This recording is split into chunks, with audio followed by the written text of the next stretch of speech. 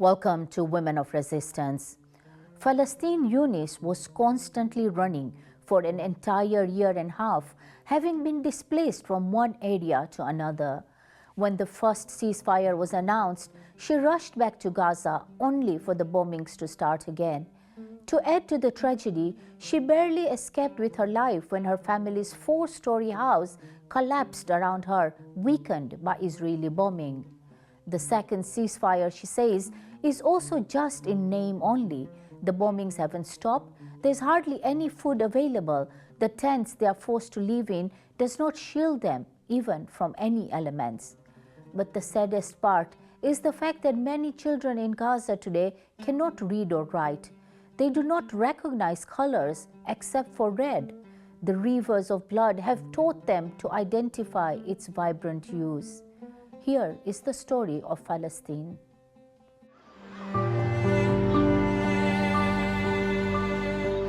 This, if you listen to the Israelis and their supporters, is what a ceasefire is supposed to look like.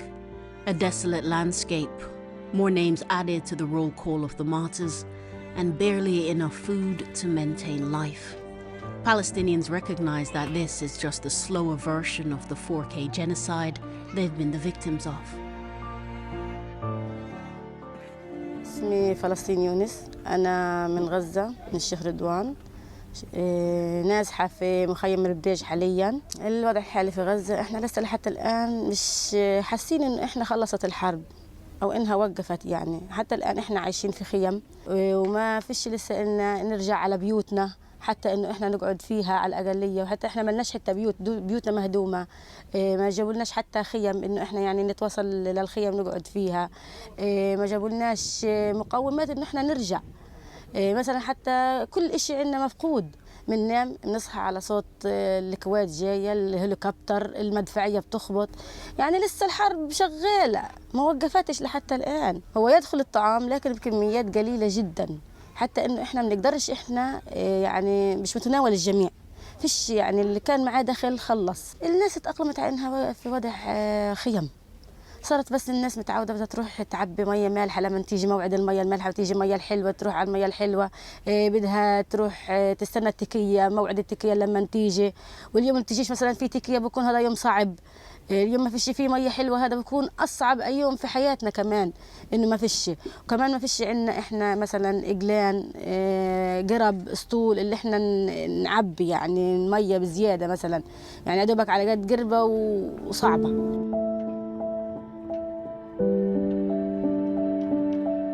Only those who have experienced the trauma of repeated displacement will truly fathom the impact it has. Moving, walking, fleeing with just what you can carry. Walking to the point of exhaustion to places unknown. تجربتي في الإبادة الجماعية، إحنا صحينا زينا زي كل الناس. صحينا على صوت صواريخ مدافع. ما فهمناش إيش في إيش الدنيا إيش هذا. انقلبت فجأة على أحوالنا. فجأة صارت الدنيا نزوح، بدك تنزح من مكان لمكان. وحكونا أن نطلع من غزة نطلع على الجنوب. كانت يعني مراحل صعبة جدا، وإحنا يعني مش عارفين إيش نحمل وإيش ما نحملش. إيش معنا أغراض ولا إيش معناش أغراض. اضطرينا نحمل كل واحد شنطة صغيرة على ظهره بس إنه يمشي فيها. رحت على الدير، فأنا مريت في كذا نقطة يعني في الدير، مش مكان واحد يعني بالدير. من مكان لمكان أقعد فيه شوية مثلا 2-3 شهور، وبعدين أنزح لمكان تاني وأنزح لمكان ثالث. يعني تعبت، ضليتني 1.5 سنة وأنا أجري، يعني ما قعدتش فيه ولا دقيقة. بعدين أجت الهدنة ونزلت على غزة. لما أنا نزلت على غزة كانت يعني بالنسبة لي أنا فرحة إن أنا بدي أنزل على غزة، إنه حلاقي إشي يعني خلص إني بدي ما فيش حرب، بديش أنزح بعد هيك. فلما رجعنا على غزة فيش قعدنا لنا بس إشي بسيط، إلا الدنيا صارت أصعب من أول، أصعب بكتير. وتعرضت لحاجات يعني صعبة جدا كتير في النزوح. وأنا انهدمت علي الدار على فكرة يعني، وأنا فيها في آخر حرب هذه، في آخر مرحلة أنا انهدمت علي الدار فيها. الحمد لله رب العالمين. واضطرينا احنا نيجي آخر إشي مرحلة عندي هان على البريج. The recollection of constant flight, few options and naked fare still impacts Palestine. Some of the very worst moments coming after the first aborted ceasefire. أكتر إشي أنا تأثرت فيه إنه أجا النزوح الأخير. أنا نزحت في غزة نفسها 5 مرات، من مكان لمكان لمكان لمكان، وبالآخر ما ضلليش مكان. فلازم أنا أنزل على الجنوب أو على الوسطى أو أي مكان يعني. فما كانش معايا فلوس إني أنا أنزل، وجوزي كان هو مريض سكر تعبان يعني، ما كانش قادر يمشي أو يحمل معي أغراض أو يعمل معي أي شيء. فأنا حسيت حالي لحالي فجأة، فصرت طلعت على الشارع، صرت أحكي للناس يعني مين يوصلني، بس أي حدا يوصلني. كله كان يحمل ويطلبوا مبالغ كانوا طائلة للنزوح. أنا ما عرفتش إيش أسوي إلا غير يعني من عند ربنا هيك. في آخر إشي واحد حزن علي وحكى لي أنا بأجيكي تاني يوم، وطلعت معاه الساعة 6 الصبح. ما حملتش كل أغراضي، إشي ومنه من الأغراض يعني نتفت أواعي يعني إحرامات بسيطة على حبة غيار بس فقط لا غير، يعني طنجرة معلقة سكينة، يعني إشي بسيط جدا. ويعني الحمد لله وصلت هنا عند البريج. الحمد لله كانت رحلة صعبة جدا، واستقبلونا أصحاب المخيم، وأنا ما كانش معي لا خيمة ولا معي أي حاجة يعني، ولا أي مقومات. الحمد لله رب العالمين.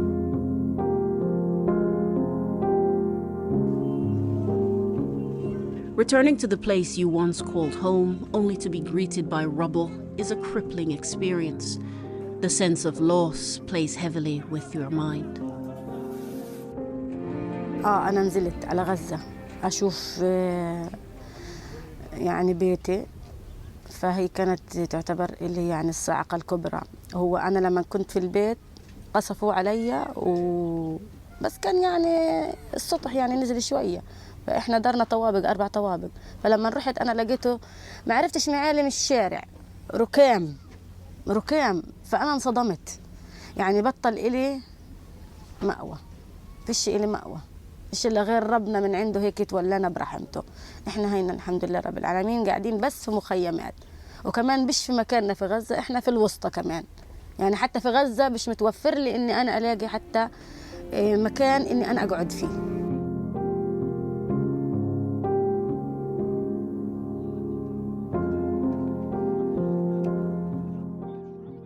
Falasteen and her fellow Gazans are not seduced by promises of a new peace. On the ground in Palestine, in the here and now, Israel allows no such thing.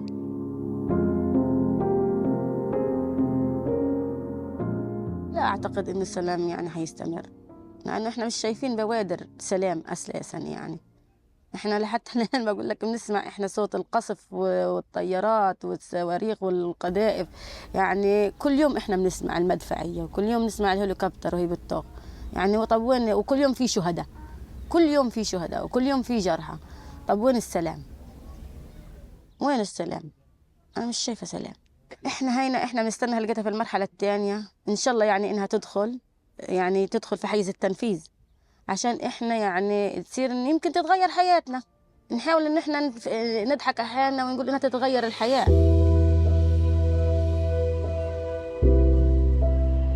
We sometimes think of our Palestinian brothers and sisters as possessing unlimited steadfastness and fortitude, a superhuman ability to endure. And whilst they have exhibited these qualities, the hard truth is they should not have to. This situation has been created, and this situation can be stopped if there was the collective will of the global community. Instead, we watch on as a people are scarred to their very DNA. كتير اتأثرت، كتير يعني أنا ما كنتش قعدت فترة ما كنتش حابة أتكلم مع حد ولا بدي أشوف حد، يعني ولا حدا يعني خلص كنت أضلني أعيط من هذه الحياة، يعني اللي إحنا هيك توصلنا لها. شو هي هذه الحياة؟ ما كنتش أنا متخيلة إنه ممكن في يوم من الأيام أشوف أمور صعبة زي هذه. يعني لحتى الآن إحنا بنعاني لحتى الآن. يعني حتى الآن مرات أنا يعني أنا باخذ جلسات، مرات باخذ جلسات عشان أنا يعني أهدئ من روعي على الأقلية. ما بقدرش أتحمل، أنا بقدرش. Unsurprisingly, the biggest victims of this inhumane aggression have been those who can truly be described as the very innocent, the children. تأثير الإبادة الجماعية على الأطفال يعني سلبي لأبعد الحدود. على دور المياه الحلوة بتلاقيهم طابور وكاتلوا، على دور المياه المالحة بيقفوا لك برضه نفس القصة، طوابير. على التكية بيستنوا التكية، بتلاقيه حامل الطنجرة وقاعد بيستنى. فيش إنه يدرس الولد حتى يفكر إنه في الدراسة، ما فيش. حتى أنت لو تسأل ولد تقول له إيش اسمك، اكتب لي اسمك أو اكتب الحروف، بيعرفش. طب اعرف الألوان، بيعرفش إلا غير اللون الأحمر، لون الدم فقط. ويعني حياتهم يعني مأساة جدا. ما استحالة إنه هذا يطلع جيل فهمان. Even when the Israeli munitions fall silent, Gaza is a million miles from being fit for purpose.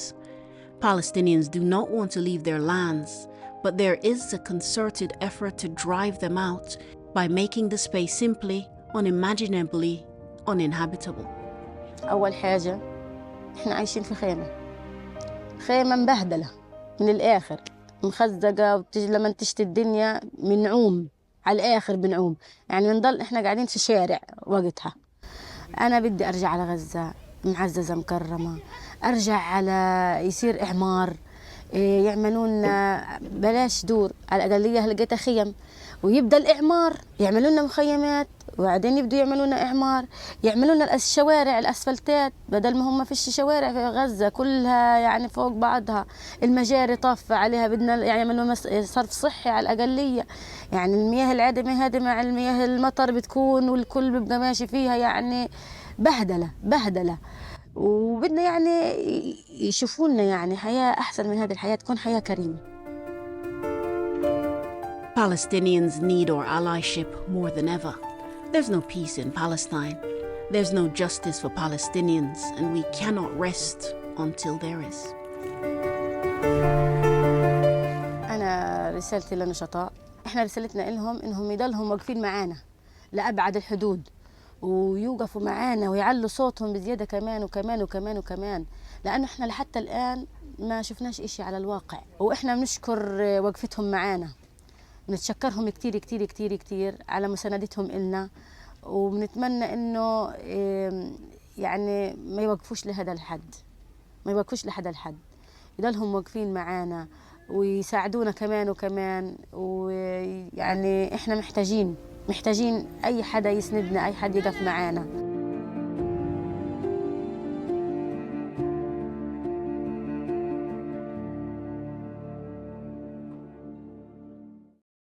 Joining me today to discuss Falastine's story is Ibrahim Abul Essad, Palestinian researcher and activist. Welcome, Ibrahim.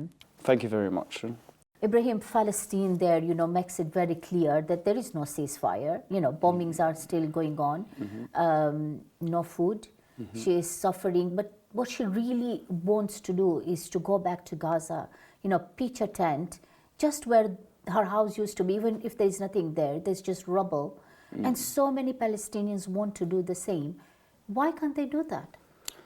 Because ultimately, even though there has, clearly there hasn't been no cessation of violence, because over 370 Palestinians have been killed in Gaza, and over 600 violations of the ceasefire happened by Israel, why Palestinians sadly can't return back to and relive these memories, because that's what they are trying to do, is relive these memories, relive the memories for Palestinians in Gaza to return back to Jerusalem. And sadly, despite the bombs are continuing to drop, but despite the fact that the bombs are not dropping on more of a frequent pace, the occupation still remains. And this is an occupation that has lasted for over 77 years, that dictates the movement of Palestinians, not only in Gaza, but across occupied Palestine. We should make it very clear. There was no ceasefire. There was no cessation of violence. Israel is continuing its rich history, continuing the trajectory of violating ceasefire proposals as it did in Lebanon, violating ceasefire proposals as it did with Iran, violating ceasefire proposals as it did with Gaza in the past, and violating ceasefire proposals as we see in Gaza today. And quite frankly, I have to ask the question, was there ever a ceasefire in Palestine? And what I mean by that, how can there be a ceasefire agreement when you're 1 month later constructing a settlement, a very violent structure in its elements? How could you talk to me about a ceasefire when you're welcoming far-right individuals such as Tommy Robinson on the grounds of the Al-Aqsa compound to attempt to break into the masjid? Yeah. With a smile on his face. And then when we want to talk about that, there's both direct and indirect forms of violence that are continuing to spread not only across the Strip, but across occupied Palestine. Absolutely. And, that is the reason why, Ibrahim, we say that, all these temporary measures are really not a solution. There has to be a complete, end of occupation. It's the only way Palestine will be free. But even in the situation we are now, when we were talking about the ceasefire, when the discussions were happening, the Arab countries were pledging, to reconstruct. We're hearing China is talking of probably sending some reconstruction or aid material.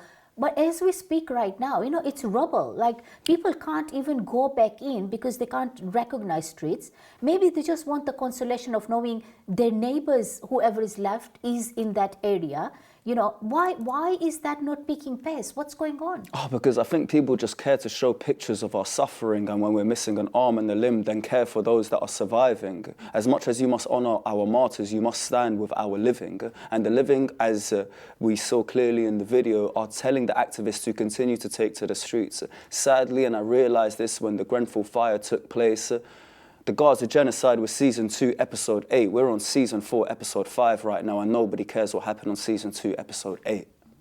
Absolutely, absolutely. Let's just remind our viewers that you're watching Women of Resistance, where we highlight the plight of women in Gaza who are subjected to a genocide. Ibrahim, you are a Palestinian. Yes. How does it impact you, and how do you cope with watching, your people like Palestine, they're drinking salty water, they are living in tents which are infested, in this winter, flooded. The pain that we see in the eyes of these women, how do you cope with that? I know there's a lot of non-Palestinians that have supported the Palestinian plight in the last 2 years, but I'm just being honest. The best way I can describe it is when I look at the video, they look like my brothers, they look like my sister, they look like my auntie, they look like my mother when I see the Palestinian people. And having my mum's cousins, family that are still there in Gaza, I don't know how to describe it. It's disgusting. There's no switch off point as well when you work in journalism. It's 8 in the morning and I'm having to look at decapitated bodies. And that continues till 10 p.m. And it's been like that for the last 2-3 years. Alhamdulillah, I'm not making this about myself. But there is no shut-off point. People want to talk about burnout. There is no burnout for Palestinians in Gaza. This is a first world privilege, I believe. Nonetheless, it's not easy being able to see any image, regardless of whether it's those in Al-Fasha or those in Gaza, fleeing an oppression, an imposition of power as they laugh when they kill. It's disgusting. And it's something that my digestive system will never be able to digest. Nonetheless, looking at their spirit, their pride, their courage, their resilience, their sumud is something I always say, energy is contagious. And as much as I smile at you, you smile back. And as much as they salute us, they shouldn't be saluting us, because what we're doing doesn't compare to the level of courage that I would say what they are continuing to do, which is to stare at that enemy dead in the eye and to be able to call yourself a Palestinian I don't think these terms or these titles should just be given, whether you're a Muslim or whether you're a Palestinian. They should be earned. And it's not for me to say that these Palestinians in Gaza are Palestinian. They themselves are Palestinian through and through. And it doesn't matter whether you are just Palestinian by heritage, separate, but I want to use this as an opportunity to shout out to mention the many Palestinians that I'm in contact with, such as Libre, who's in Gaza, who's a humanitarian, Layla, who runs a beautiful charity dedicated to orphans called Humans to Be, Noor, the powerful journalist at such a young age, as well as Farah, as well as the many others, Anas, Kamal. You are the beacon of humanity, and what we are doing is amplifying your call as Palestinians here in the diaspora, and very soon we're going to be with you in Palestine. Absolutely, Ibrahim. And, I mean, for all of us, even those of us who are not Palestinians, but we identify with this cause with, every drop of our blood. And it has been difficult. There is no question of saying that in the past 2 years, watching these images constantly has not affected us. But like you say, when you look at Palestine, and she is Palestine, she embodies the spirit of Palestine itself in her name, we really don't have the privilege to feel burnt out. We don't have the privilege to feel like, we are tired when they are facing what they're facing. Of course. But also, a lot of these women we've spoken to, and they give us the courage, really. How do you think has this changed the global perspective? Do you think that, it is almost like I feel like we were asleep all these years until October 7th. And suddenly, with their pain, the Palestinians have awakened the world. They've awakened the world because we've seen the level of hypocrisy that's embedded in these so-called Western democracies. And the reason why I say that is because what we've seen in the last 2 years is Israel's attempt to strip the Palestinian people, specifically in Gaza, with their ability to seek healthcare, with their ability to seek education, with their ability to establish a love between partners, marriages, families, children, to strip them away from their masjids that retain significant religious significance, but the Palestinians still look at the camera, and they still stand with the resistance, and that's what they fear. Absolutely, and the manner in which they are so clear in their messages when they speak. But do you think, Ibrahim, that since October 7th, with everything that we've discussed, are we closer to a Palestinian full liberation, given all these resistance that we've seen? Or are we further away? Because on the other hand, you can see what has happened. We've lost Syria, Jolani, who was in charge of so much bloodshed, today is being presented with a gift of Kiswa, something so important and valuable. The bombings are going on in Lebanon. The Yemenis are being pushed, and constantly being massacred also. Are we further away, given the state of the, resistance in the area? No, because I would see a unified opposition from Damascus to Gaza, to Yemen, in Sanaa, to Iran against Zionism. And recently we saw the Israelis carry out the killing of, I believe, over 12 Syrians, including children. And what we saw very soon after is people take to the streets in Syria.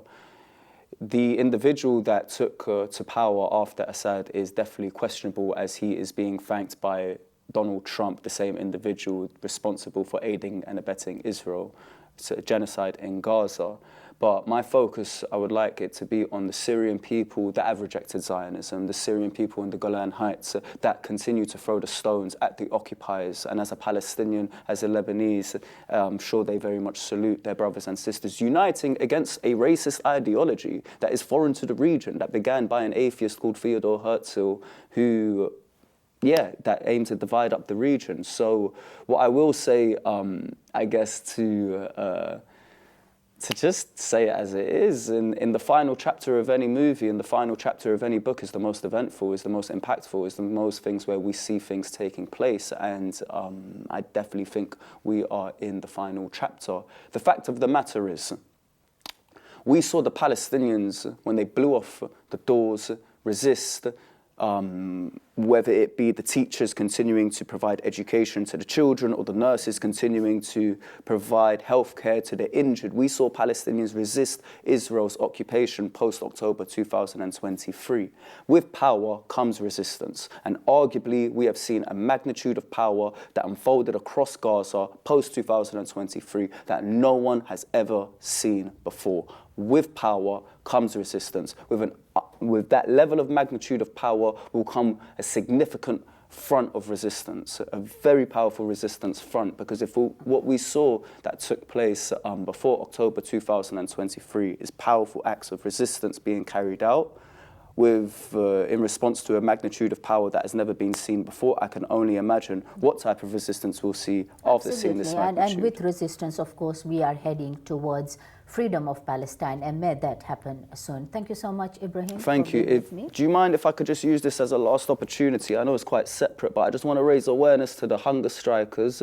7 people in UK jail, 1 person as well in a temporary hunger strike. This is the biggest hunger strike, I believe, since the times of Bobby Sands. They are demanding for their rights to be respected. They're demanding the UK government to adhere to their 5 demands, check out Prisoners for Palestine, to learn more of the demands and see how you can support. None of these individuals should be starving their gut to raise awareness. None of these individuals, and we must stand with these individuals, not in their last days, but as soon as they take this noble act. So power to all of these individuals. Thank you, Ibrahim, and thank you all for watching. We leave you with the sounds of Palestine by the artist Saif. Goodbye.